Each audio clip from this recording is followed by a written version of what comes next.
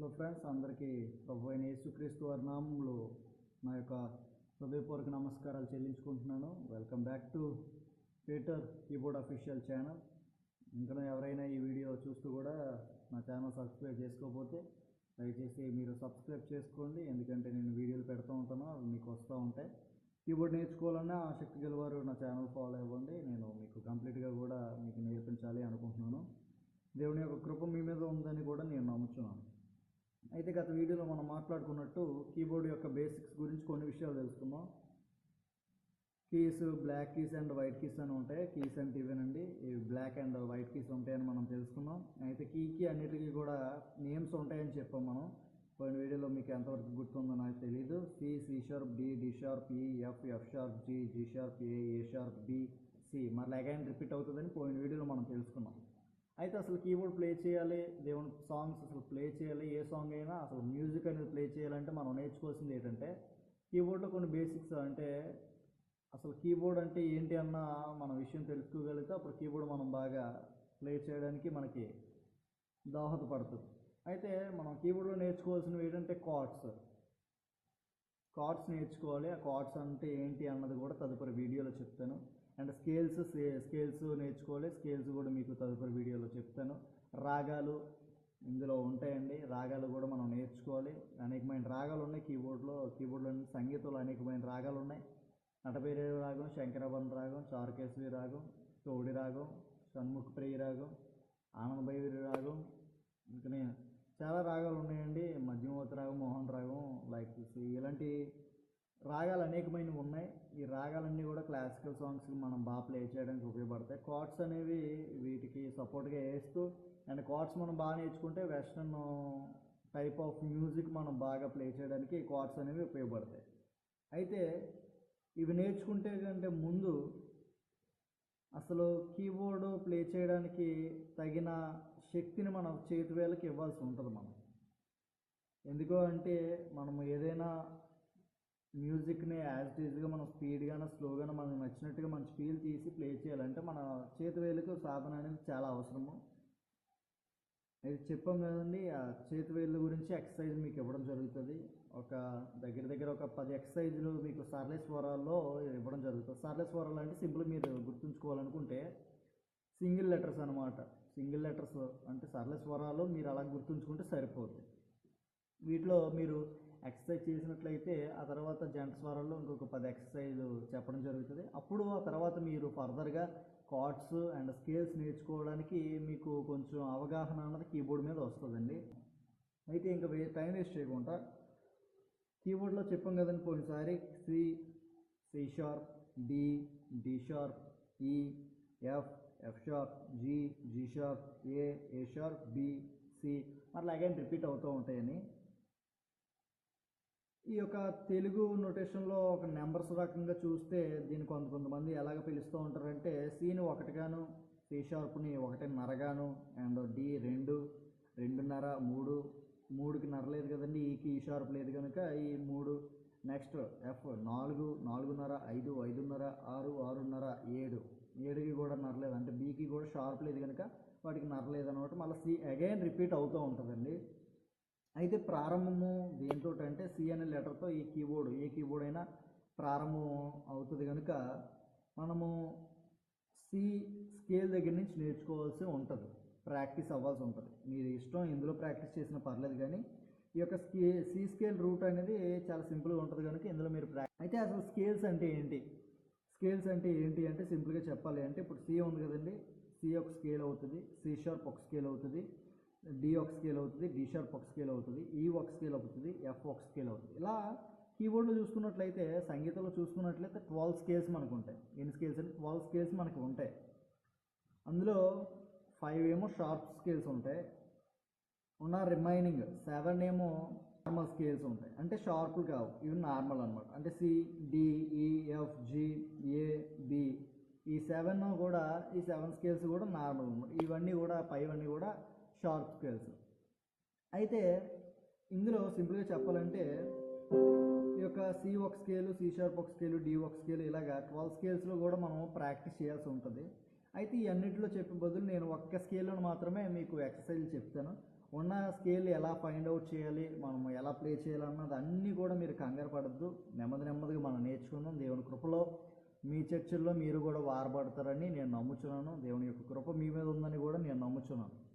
అయితే నేను చెప్పిన విషయాలు కొంచెం జాగ్రత్తగా మీరు గమనించి దీన్ని ఫాలో అయితే సరిపోద్ది.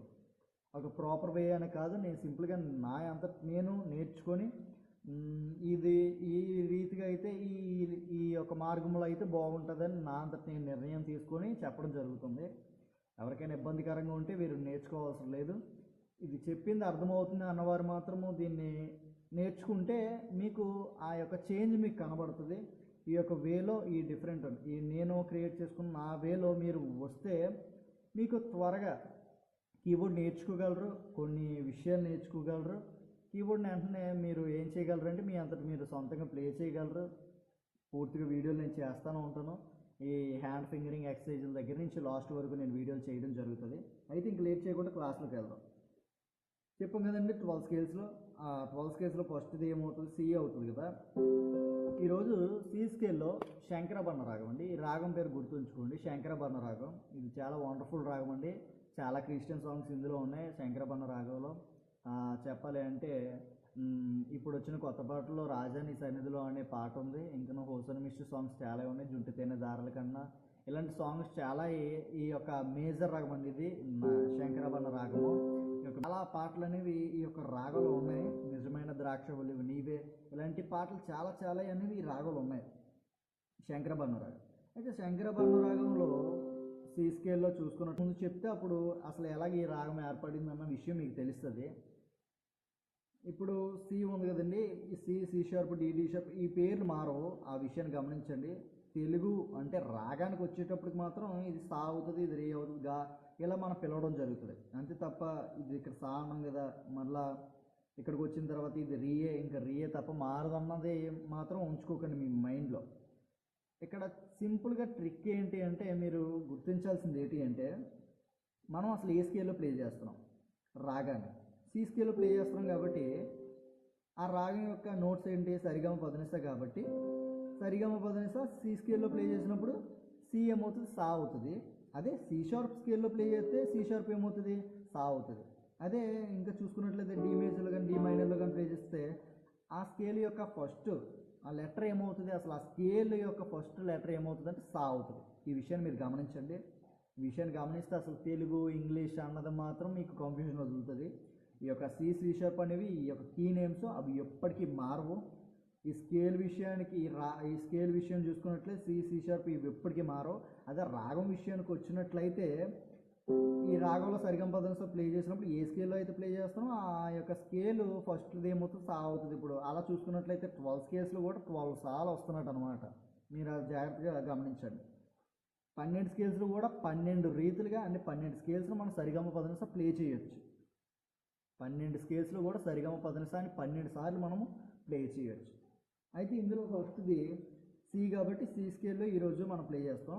అండ్ ఈ సి షార్ప్ అంటే 1, 1.5, 2, 2.5 అన్నట్టుగా ఈ రాగంలో కూడా సా ఇది రీ 1 అవుతుంది, ఇది రీ 2, అండ్ ఇది గా 1, ఇది గా 2, ఇది మా 1, మా 2, పా దా 1, దా 2, నీ 1, నీ 2, సా.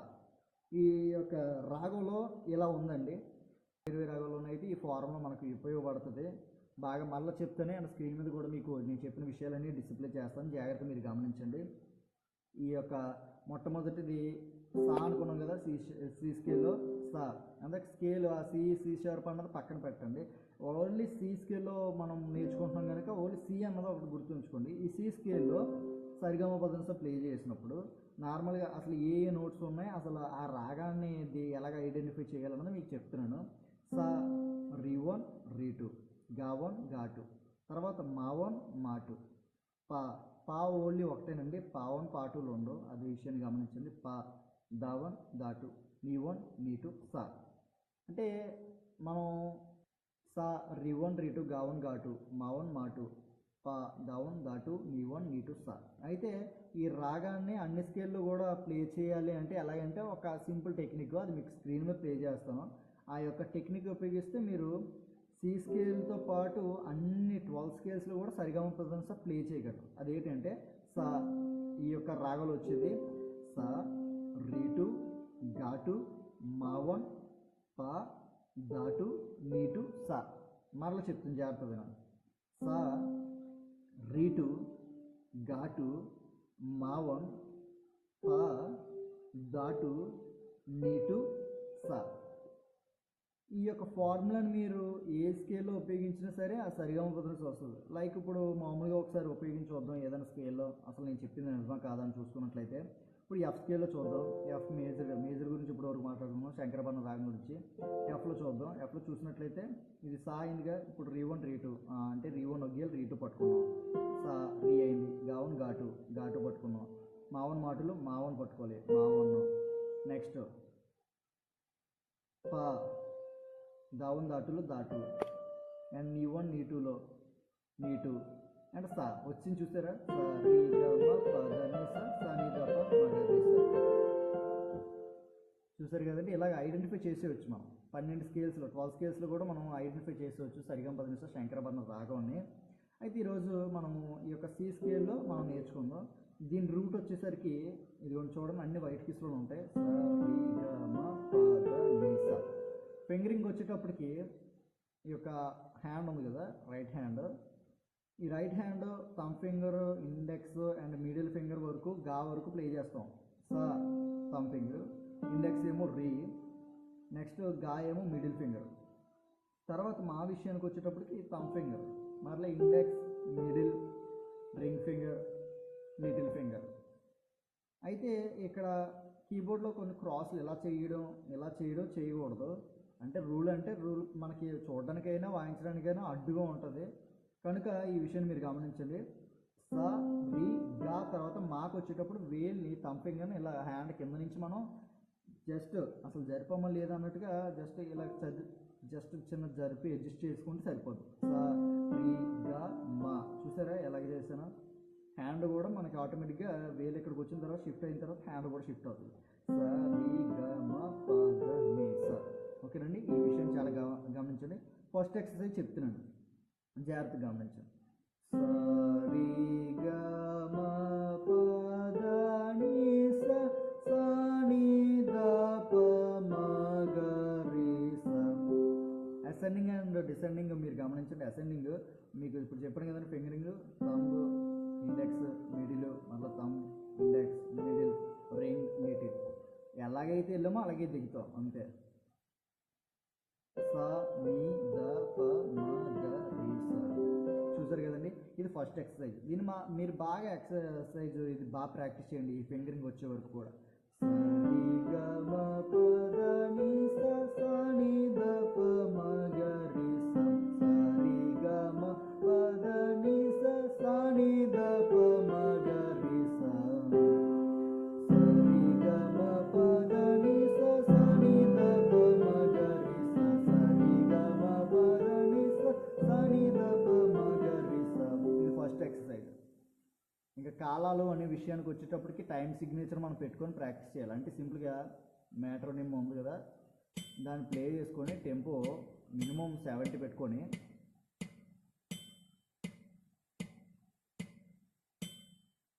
ముందు వెర్బల్గా చెప్పడం రావాలి. అంటే ఆ టిక్ మన సౌండ్ ఉంది కదా, ఒక టిక్ టిక్ టిక్ మన సౌండ్ ఉంది కదా, దాంతో మనం వెర్బల్గా నోట్తో చెప్పడం ఫస్ట్ నేర్చుకోవాలి. అంటే ఎలాగంటే ఇప్పుడు ఆన్ చేసాం కదా, దేని దాన్ని 1గా మీరు చేసుకోండి. 1 2 3 4 1 2 3 4 అలా చెప్పడం మీరు నేర్చుకోండి. అలా 8 వరకు చెప్పిన పర్లేదు, 4 వరకు చెప్పిన పర్లేదు.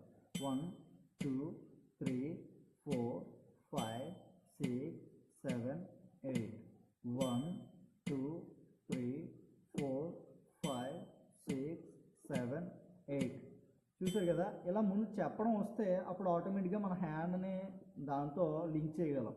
ఇప్పుడు దీన్ని ఎక్సర్సైజ్ ఎలా ప్లే చేయాలంటే ఏదో ఒక సౌండ్ దగ్గర మీరు టిక్ మన సౌండ్ దగ్గర మీరు సాంగ్ ప్లే చేయండి. ఆ తర్వాత దాన్ని కంటిన్యూ చేయండి.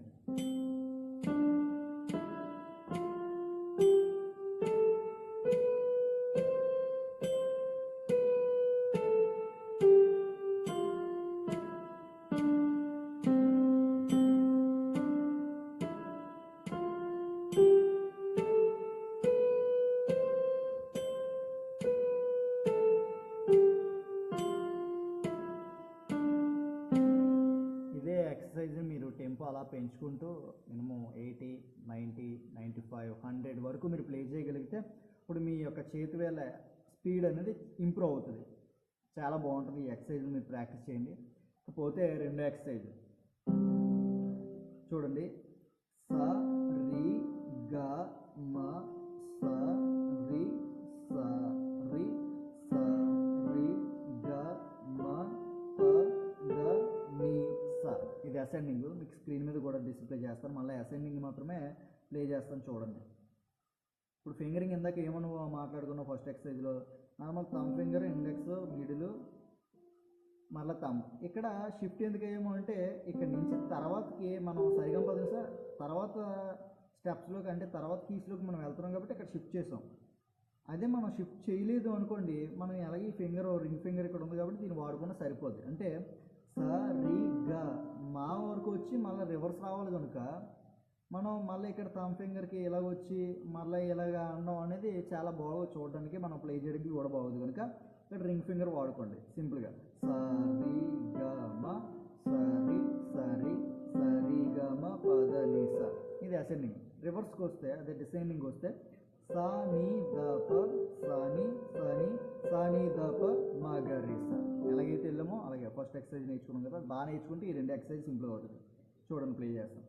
స రి గ మ స రి స రి స రి గ మ ప ద ని స స ని ద ప స ని స ని స ని ద ప మ గ రి స.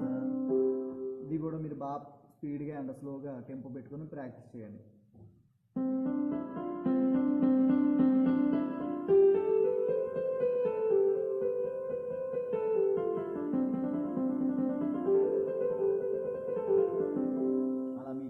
వచ్చే వరకు కూడా మీరు ప్రాక్టీస్ చేయండి. ఇకపోతే థర్డ్ది ఇది కూడా నేర్చుకోండి. సింపుల్. ఇది కూడా స రి గ మ స రి గ మ స రి గ మ ప ద ని స స ని ద ప స ని ద ప స ని ద ప మ గ రి స.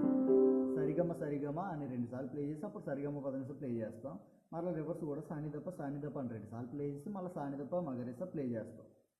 స రి గ మ స రి గ మ స రి గ మ ప ద ని స స ని ద ప స ని ద ప స ని ద ప మ గ రి స.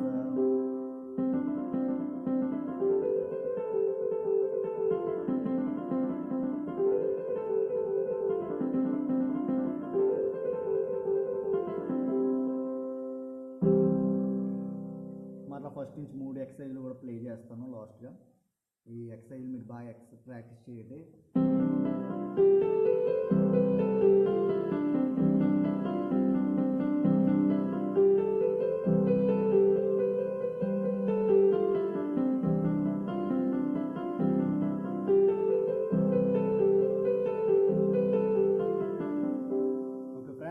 మీరందరూ కూడా దేవుని యొక్క కృపలో, దేవుని యొక్క సేవలో మీరు మీ చర్చిలో వాడబడతారని, ఈ క్లాసుల ద్వారా మీరు ఎంతో కొంత విషయాన్ని మీరు తెలుసుకుంటారని నేనైతే ఆశిస్తున్నాను. మీరు నాకు చేయాల్సిన సహాయం ఒకటే, నా గురించి ప్రార్థన చేస్తూ, మా కుటుంబం గురించి ప్రార్థన చేస్తూ, ఇంకనూ ప్రభు సేవలో మేము కూడా వాడబడేలాగా, ఇంకనూ అనేక మందికి మేము కూడా నేర్పించేవాళ్ళం, మేము కూడా నేర్చుకునే వాళ్ళ మీరు మా గురించి ప్రార్థన చేయండి.